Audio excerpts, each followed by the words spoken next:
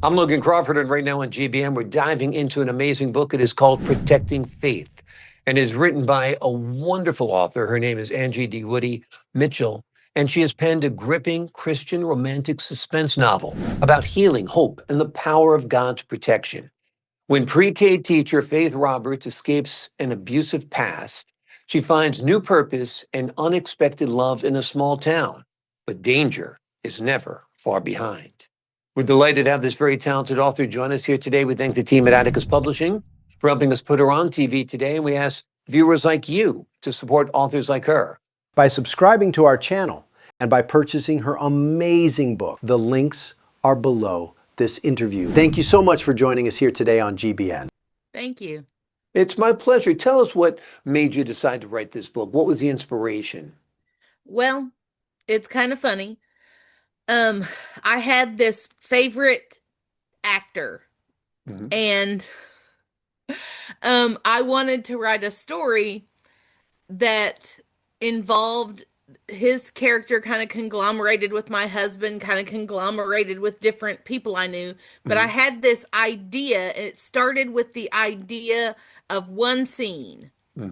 There's a specific scene in the book where the protagonists kiss.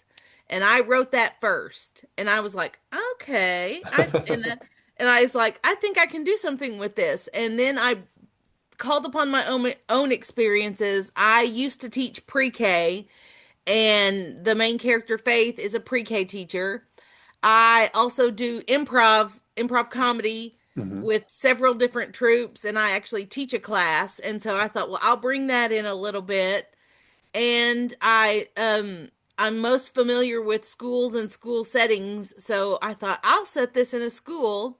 And my whole family really is in education, so the whole background just kind of clicked for me.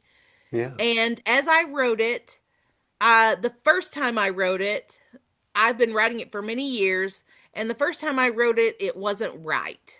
I had some stuff in there I couldn't let my mama read it, let's say. I was too embarrassed to let my mom read it, and that's a bad sign. Right. So I wrote it, and I kind of had a big fight with God. Me and the Holy Spirit went round and round, duking it out.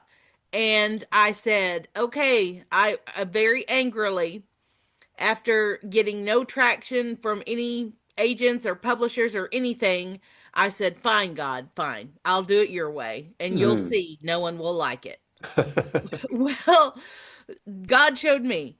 As soon as I started changing the things that needed changed and making it a Christian story and centering it with a God-focused center and taking out some of the parts that were racy and just kind of honing it into a Christian story, the words just flowed, and I was able to come up with more and more scenes and tweak it and work it, and it came together in such a way that I was like, okay, I Yeah. think I've got something here. And Amazing. and it Amazing. was really neat because they told me it would take me 3 or 4 years if I got an agent to maybe get it published. And it took me about a year and a half to go from sending it to publishers to getting printed, which Wonderful. is, and I know it's not because of me, it's not because of my writing, it's because God was behind it and I finally did things his way. Well, that's wonderful. Let me ask you this, because you said a lot there. Let me ask you, who is the actor who you admire that you kind of wrote the book about? He's not a super well-known actor. Okay. He's an actor and a singer. His name is Christian Kane. Okay. I always liked him because when the first show I saw him in was the show Leverage. And believe it or not, he's older than my husband, but in that show, he looked like my husband looked when I first met my husband. Okay. So They your had husband different can't colored take any eyes. offense here. No jealousy involved. No, my husband thinks it's funny. He laughs. That's wonderful. Well, we all have our little Hollywood crushes, and that's yours, and that's great. And the best part about it is that it led to this wonderful book, which is now Christian inspired. Divine intervention is part of the story as well. Talk to us about that aspect of faith's journey. Well, she comes from a very abusive past. She's been with a very abusive fiance. Hmm. and she doesn't trust, and she's afraid all the time. And I know what that's like to fear a lot. I have some mental health issues, and anxiety is one of my problems. So I know what it's like to be fearful. Hmm. And so she's fearful for different reasons than I'm fearful for, but she's fearful, and God steps in and shows her, I will take care of you. I will protect you. And he sends Ryan, the main male character, to her, and she feels it's a divine appointment that she was sent to where this man is because he can protect her. And there are certain scenes where God is urging him forward and kind of helping him so that he can take care of her and save her. Absolutely. I love the title, Protecting Faith. That was a great idea. Talk to us a little bit about the inspiration behind that. Well, I wanted something to go. I had many different title options and none of them seemed right. And I kept coming back to her name is Faith, and the whole book is about her being protected. And protecting Faith kind of sat in my brain for a while. And finally, I thought, when I first wrote it, and it was not a Christian book, it did not fit at all because I Mm. didn't want someone Christian to read this book and be like, "What?" Yeah. So instead, I kind of pushed the title away from me. But once I made it a Christian book, I thought this is not just about a character named Faith. This is about her faith and how God's protecting her, not just her body and herself, but he's protecting her mind, and God, in one hand Ryan is the protector, but ultimately God is the Right, protector. right. Ryan is an instrument of God, basically, Yes. in many, many ways. Yeah. Have you envisioned this as a film or a TV series or anything like that? I if it would be a film, I think that would be awesome. I don't think it's Yeah. long enough for a television series, but Mhm. like a film, I think it would be fun. It's really got a lot of action to it, so there's stuff to play on. Yeah. And I think the romance at its heart is very sweet and very, in my opinion, beautiful, but it's got a lot of action and suspense and excitement because the whole time it's will her ex-fiance, will he find her, and if he Mhm. finds her, what will he do? Right, right. Yeah. There's that element that is pervasive in the story. Let me ask you this. Are you working on a sequel or are you working on another book? Tell us a little bit Um, about your writing career. well, this is Protecting Faith, Yep. and this is the second book I published called Just Breathe.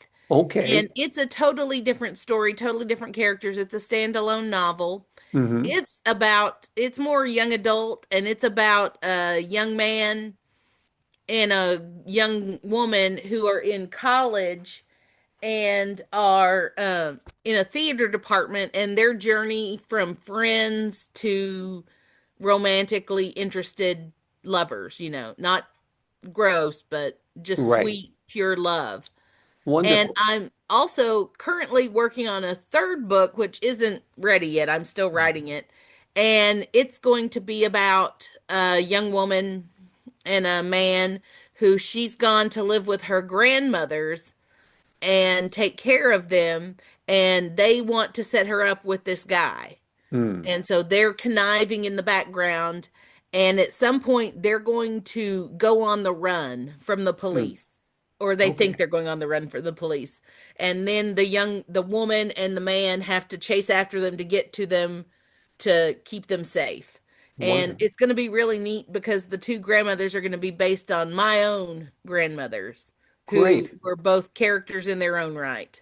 Wonderful, wonderful. You're a busy lady with all the writing and everything. Your anthology is expanding. That's wonderful. Let's go back to Protecting Faith a little bit. And let me ask you this. What do you hope readers take away from the book? What do you hope they take away from her journey and her story?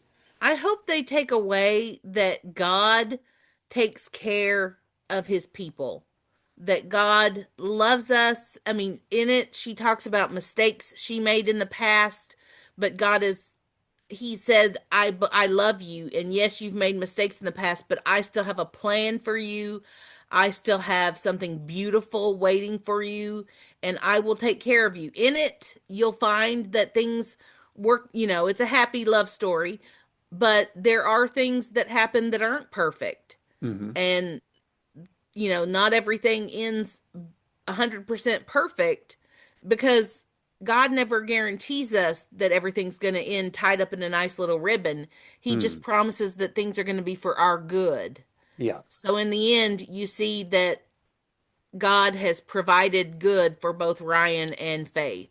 Yeah, absolutely. Talk to us a little bit about the role of faith in your life, how important it is to you, how it informs your work and your relationship with God. Well, I've been a Christian since I was about 4 years old. My dad is a preacher, Hmm. and he led me to the Lord as a very young girl, sitting in his lap as he explained the gospel to me.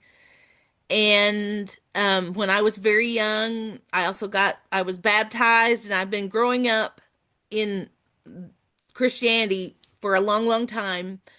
But one of my struggles has always been security and worrying that, did I mean it? Was I really saved? And through my church, my dad, of course, and the current pastor at my church, I've been able to see how God has been moving in my life and how my faith is real and I don't have to worry.